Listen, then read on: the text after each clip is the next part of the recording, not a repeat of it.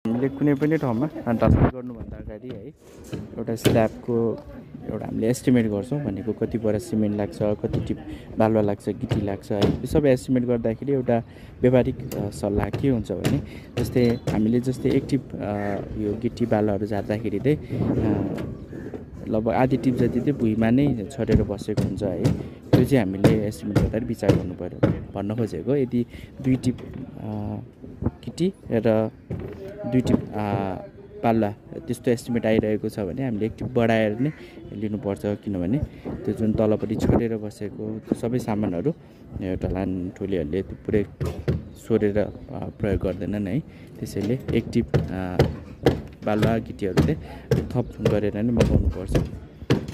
अब सिमेन्ट त बोरामा आउने भइहाल्यो, त्यसैले सिमेन्टमा त्यस्तो वेस्टेजहरू क्यालकुलेटै गर्नु पर्दैन है।